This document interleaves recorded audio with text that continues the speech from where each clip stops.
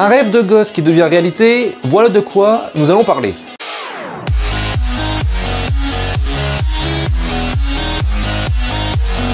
Bonjour à toutes et à tous. Aujourd'hui, nous nous intéresserons à la filmographie d'un grand réalisateur, j'ai nommé Peter Jackson. Ce nom devrait vous dire quelque chose puisqu'il est à l'origine du Seigneur des Anneaux et de King Kong sorti en 2005, qui sera le sujet de cette vidéo.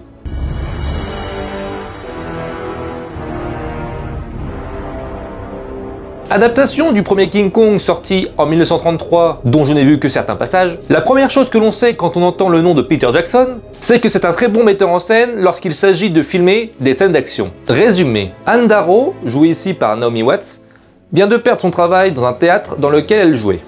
Pour se nourrir, elle tente de voler une pomme et fait la connaissance de Carl Denham, joué par Jack Black, qui lui évite des ennuis et l'invite à dîner.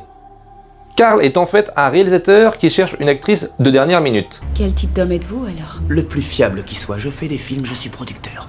Lui proposant un rôle dans le film qu'il compte tourner, Anne Darrow accepte et se retrouve embarquée dans un bateau à destination d'une île mystérieuse et inconnue des cartographes. Elle fera par la suite connaissance avec Jack Driscoll, joué par Adrian Brody, qui est scénariste et qui écrit le script du film. Arrivée sur place, la demoiselle est kidnappée par des indigènes et offerte en sacrifice à un singe gigantesque. Jack Driscoll et une partie de l'équipage se lancent donc à sa recherche dans une jungle effrayante abritant de nombreuses espèces inquiétantes et dangereuses. Et c'est là que les choses sérieuses commencent. Le film comporte 3 parties pour une durée de 3h20 en version longue. La première partie dure environ 1 heure et sert à la présentation des personnages.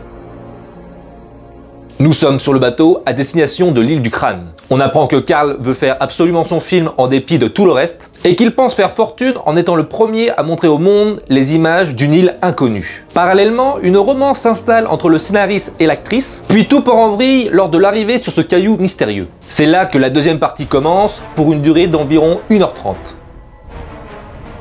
Enlevée par des locataires qui ne veulent pas payer leur loyer, la pauvre Anne est emportée par ce qui ressemble à un gorille d'une hauteur de 10 mètres. Un beau bébé quoi. Du coup, l'équipage du navire va tenter d'aller la sauver. Vu que c'est la seule femme à bord, faut bien faire un petit effort. Non, parce que je me demande toujours s'il se serait bougé les fesses si c'était un homme qui avait été enlevé. Quoi, c'est Jean-Eudes? Ah bon, bah écoute, moi je l'aimais bien, mais bon, c'est la vie. Un de perdu, 10 heures trouvées, hein, comme on dit. Enfin bref. Toujours est-il que les gens s'enfoncent de plus en plus dans la forêt, et que celle-ci leur réserve quelques surprises. Déjà, leurs insectes là-bas, c'est des monstres. La moindre guêpe fait la taille d'un aigle, donc quand tu croises un tricéraptor, t'es même plus étonné en fait. Plus sérieusement, comme je le disais au début, Peter Jackson excelle dans la manière de filmer les scènes d'action. Que ce soit l'attaque des piranhas géants, uniquement en version longue, la fosse aux insectes très angoissante, la charge des diplodocus, qui est une de mes préférées, ou encore la fameuse scène cultissime, et je sais que vous l'attendez, celle de Kong contre les T-Rex.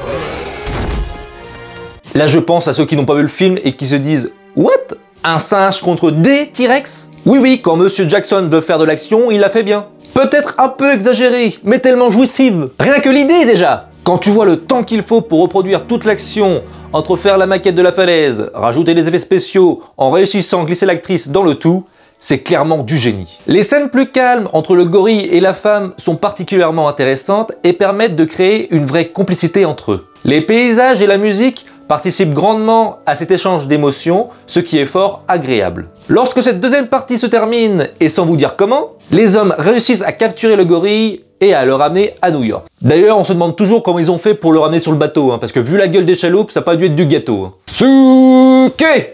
Troisième partie, New York, environ 50 minutes, le cauchemar continue. À la manière d'un Jurassic Park 2 où nous avons un T-Rex qui se balade dans les rues de Los Angeles, ici nous avons un singe énorme qui se balade dans les rues de New York. Ayant réussi à retrouver sa belle, une scène calme et généreuse en émotion viendra titiller le spectateur. Je parle ici du passage sur le lac gelé qui est excellent et triste à la fois. Effectivement, l'armée cherche à liquider le mammifère et cette scène est donc le calme avant la tempête. Et la tempête, la voilà. Se faisant tirer dessus de tous les côtés, le gorille géant décide de grimper tout en haut de l'Empire State Building, histoire d'avoir un peu la paix et de profiter de la vue une dernière fois. Passage qui fait écho avec la scène du coucher de soleil lorsqu'ils sont encore sur l'île. Comme je le disais en introduction, tout ceci est parti d'un rêve qui s'est exaucé. En effet, à l'âge de 8-9 ans, Peter Jackson a visionné le premier King Kong de 1933 Et c'est ce qui l'a motivé à devenir réalisateur. 35 années et 17 Oscars plus tard, il réalise enfin son rêve, celui de tourner sa propre version de King Kong. Bon, forcément, les effets spéciaux sont quand même bien meilleurs qu'à l'époque. Celui-ci s'était entouré de la même équipe avec qui il avait travaillé lors de la trilogie du Seigneur des Anneaux, qui avait fait un travail monstrueux. L'effet numérisé sur le jeu d'Andy Serkis jouant King Kong est toujours aussi bluffant à l'œil nu. C'est le même acteur qui avait joué Gollum dans la trilogie. En effet, lorsque l'on voit King Kong de près, on y croit à cette montagne de muscles poilus. Les dinosaures ainsi que les autres créatures de l'île sont d'ailleurs tout aussi bien foutus. De même pour les décors de Skull Island, plusieurs plateaux gigantesques ont été utilisés pour les décors, mais à aucun moment on a l'impression de voir des environnements synthétisés et refaits à l'ordinateur. C'est dire le boulot monstrueux effectué par l'équipe des FX. Des fois je me demande comment c'est possible. Tu regardes un Avengers, ça explose de partout, ça te paraît basique. Et quand tu vois la montagne de boulot derrière, c'est vraiment un truc de dingue. Ce film est juste un pur divertissement à grand spectacle, où le réalisateur se fait plaisir et où il assume entièrement le jusqu'au boutisme dans la surenchère des scènes d'action. Voilà, que vous dire de plus si ce n'est d'aller le voir ou de le revoir. Je suis claqué. J'espère en tout cas que la vidéo vous a plu. N'oubliez pas le petit like et l'abonnement. Et moi je vous dis à la semaine prochaine pour... Voilà.